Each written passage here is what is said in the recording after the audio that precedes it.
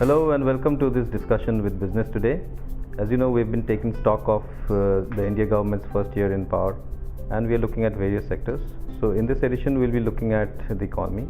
And while the economy hasn't really improved as much as one would have liked it to, the fact is that it's going to take much longer for anybody to really turn it around. Given the situation, the government has done a fair job, and there are certain good indicators, such as, of course, in some part luck also has played its part, like the global price of crude oil has fallen, then inflation of course has fallen. Whether GDP growth has grown or not is a matter of debate, because some people say that when you change the base year, you're just changing the calculations completely. But still, the GDP numbers are looking better, projections are better. United Nations is saying that we will probably overtake China in terms of the growth rate of GDP in this fiscal. So, but there are challenges, there are issues. The stock market is being very volatile, especially because of tax issues related to FIIs, and nobody is really sure how much of reform has really happened and how much more needs to be done.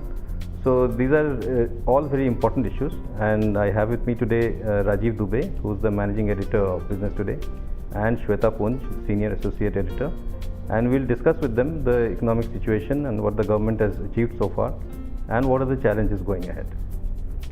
So Rajeev, maybe we could start with you. If you could just tell us, what expectations you had when the government came to power, and do you think it has met your expectations?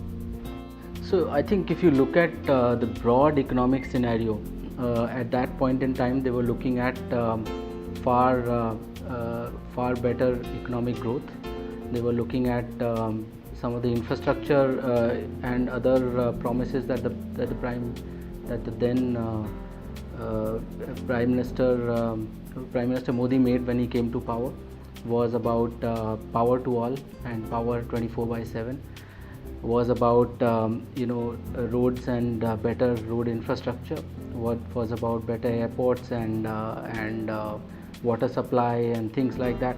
So all of those things, I think the building blocks in this 1 year for many of those things are being put in place.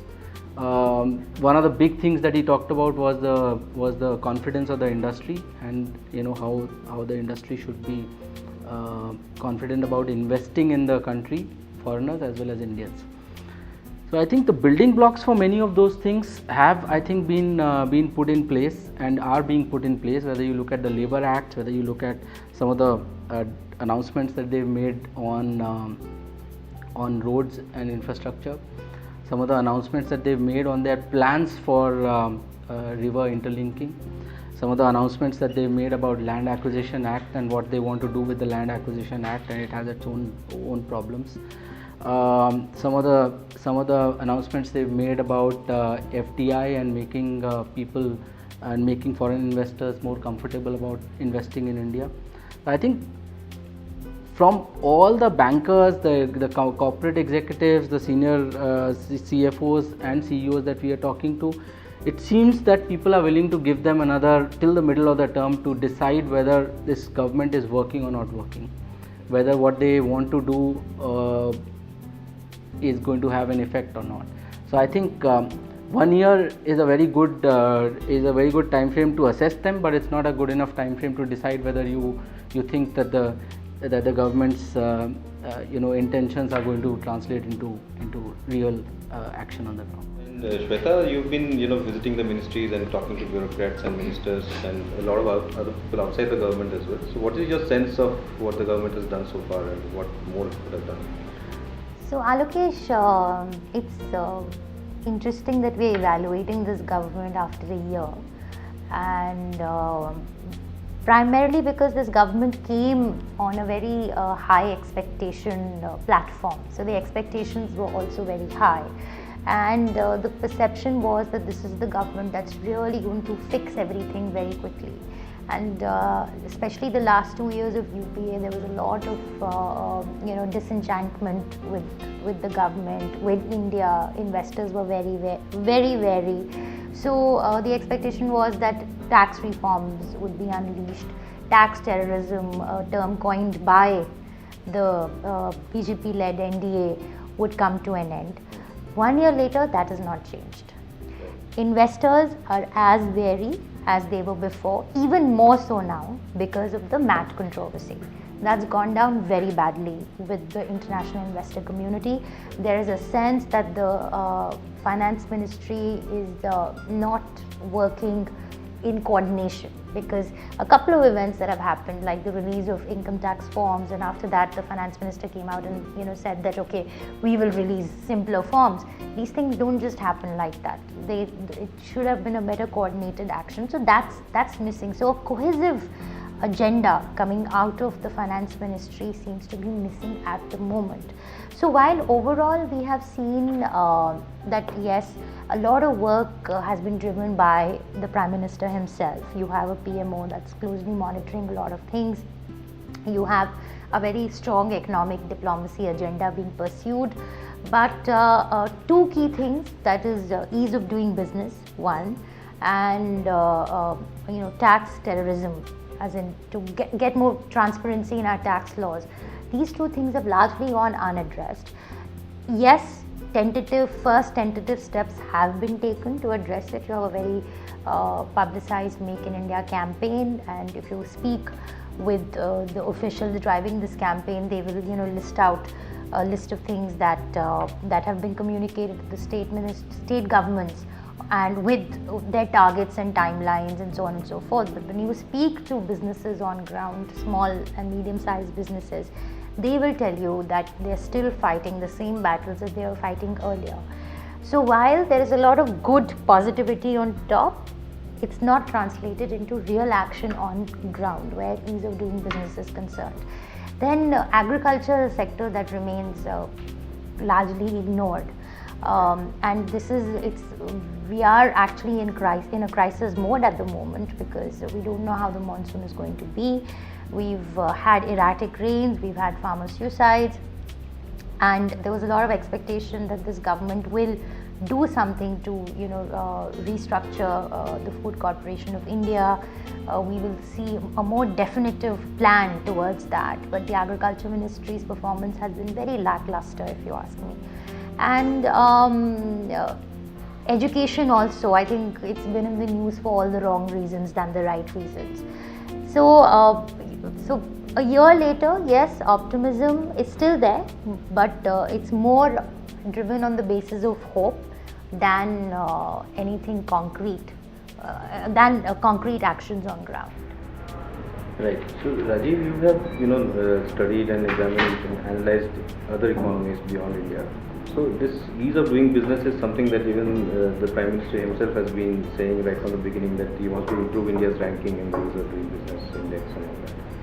So what do you think really is needed? Is the single window clearance that is being discussed, is that good enough, or what is the enabler? So one of the big issues that they are struggling with right now is the land acquisition bill, and it is one of the major initiatives on the path to ease of doing business, which is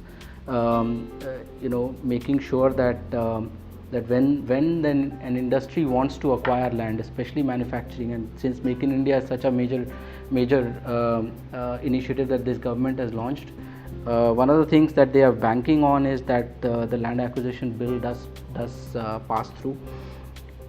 There are many other initiatives on ease of doing business. One is what Shweta talked about, is of course the personal tax front, but the similar issues exist in corporate taxation, in import and export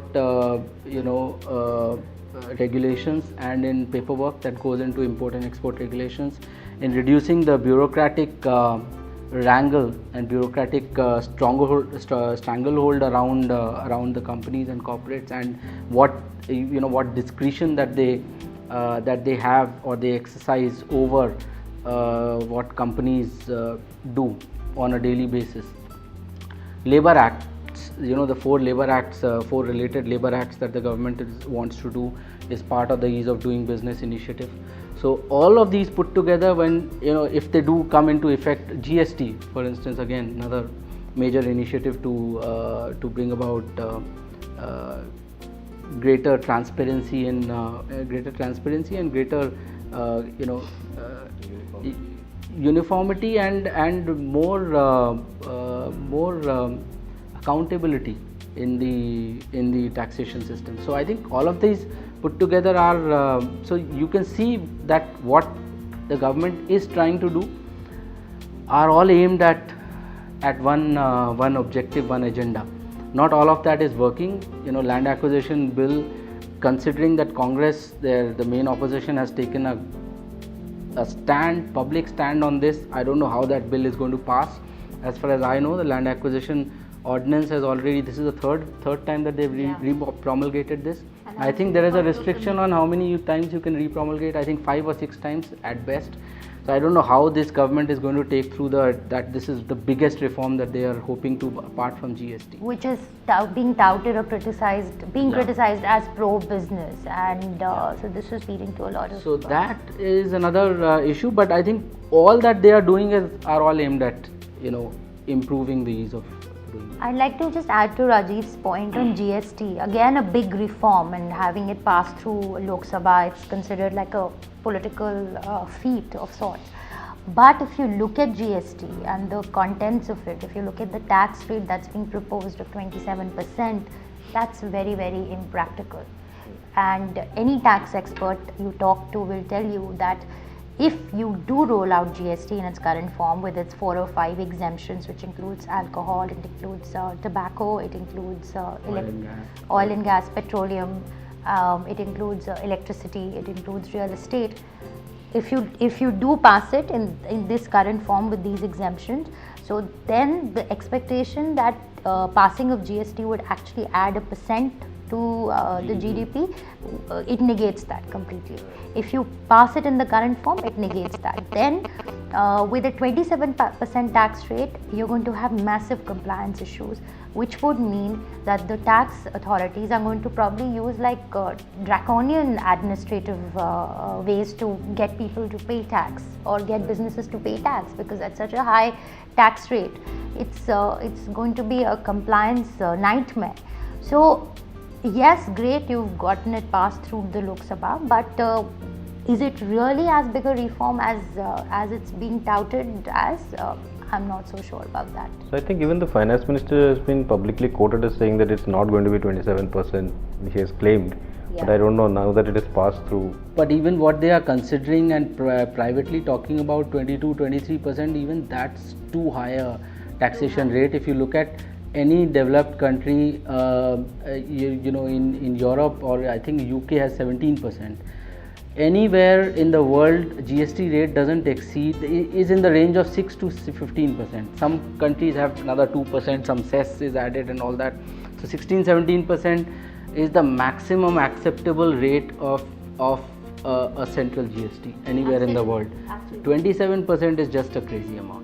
So I think in the first 1 year, if you were to look at the key achievements, I don't know, Rajeev, if you will disagree with me, but I think it's probably all the foreign visits that have been made and the aggressive agenda, so-called economic diplomacy agenda, changing India's perception in the world.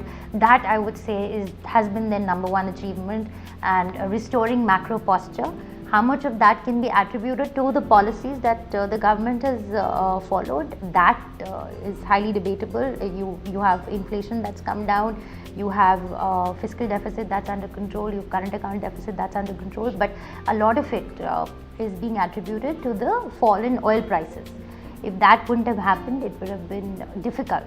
Right. So the perception of India improving is also largely a doing of the Prime Minister's visits to all these countries. Absolutely, and he's taken a very aggressive stand. And he has made a lot of points there, but many of those points have not translated into real action on the ground over here. So there are still some challenges ahead. I think infrastructure has also been, moving on to another subject, infrastructure has been, you touched upon it, Rajeev, in your initial notes. But infrastructure has been another one of the big planks of this government, that like even in the previous NDA government when the Golden Quadrilateral was built and several others. I think the Delhi, there's a freight corridor that is being built. There are several other infrastructure plans like the smart cities, the 100 smart cities. So of what has been done so far in this 1 year, infrastructure obviously has a long gestation projects and they take a long time. But are you happy with what has happened in the first year so far in infra, and what all are lacking? So I think if you look at the roads, I think it was the easiest and the fastest that the government thought it would be able to, kick off. and I can vouch for the fact that some of the road projects, especially the ones that were stalled under the NDA regime, have started moving, and they are moving pretty fast. And I can tell you, under the UPA regime. And I think one of them is the Delhi Jaipur highway, and I go there often. I can tell you that from Manesar onwards and Gurgaon onwards, there is significant progress on the Delhi Jaipur highway in terms of completion of that project. I mean, it's something that's been stalled for it's been going on for a good 10 years or so. So the first thing that the government wanted to do was to kickstart the stalled projects. And I assume that if it has started working here, I'm sure that some of the other projects which were stalled, including some in Punjab and many other parts of the country, I think they've started work on that, and they must be progressing. But as far as new roads and new greenfield roads are concerned, which is where the real growth will come from, it's the biggest factor in development of underdeveloped areas. And so new roads and greenfield roads, I don't think there's much work that has happened, although which is linked to land acquisition, of course. So I think that as far as roads is concerned, that is where it is. River linking projects, very little work, 130 odd crore. I don't think it can get you anywhere near linking the rivers of the country. But there's some project work that is going on. They are identifying which rivers to link and all. That's a starting point. I don't know if there's any other. There's some work in infrastructure in power as far as infrastructure is concerned. But then power projects are all stalled unless power purchase agreements are reworked, and unless the DISCOMs are in better financial position. I don't think power sector can per se hope to kickstart new projects. New power plants have not been planned for anything beyond 2017 or some 2020. I think beyond that there are no new power plants being planned as of today. So power is stuck. I don't know if there are any other areas where things have highways, roads and. But the good thing, the silver lining seems to be that there seems to be a plan, like Bharatmala, equivalent to a golden quadrilateral. There is an intention to do There is an intention, there is a vision. They have allotted, they have in terms of they're planning to, in fact in 2014, 2015, they I think tendered projects about 8,000 kilometers, which is nearly double of what happened the year before. So and they've set a very ambitious target of I think I don't remember the exact number, but a certain number of kilometers a day is what they want to do, and it's a very ambitious target that they have kept for themselves, and they're confident that they will be able to achieve it. So there seems to be a plan, there seems to be a vision coming out of the roads and highways. And what about economic reforms? I think a lot of people expected that this particular year's budget would be a big bang budget like the 1991 signature budget, and it would change a lot of things, but none of that really happened. So clearly they could have been bold in their first year. First 2 years are probably the best time to make bold moves. But they have clearly taken a very gradual, incremental approach towards economic policy. And so far, to be honest with you, I'm not clear about what is the vision of the economic vision of this government, because on one hand you have issues like tax terrorism, then you have a lot of talk and a lot of focus on a lot of social security schemes, social safety net. So then of course that's equally important. So then one wonders that we were expecting something radically different. That is something that we are not seeing in this government. It's more of the same thing. But yes, there is effort being made to reduce corruption, which is a huge positive.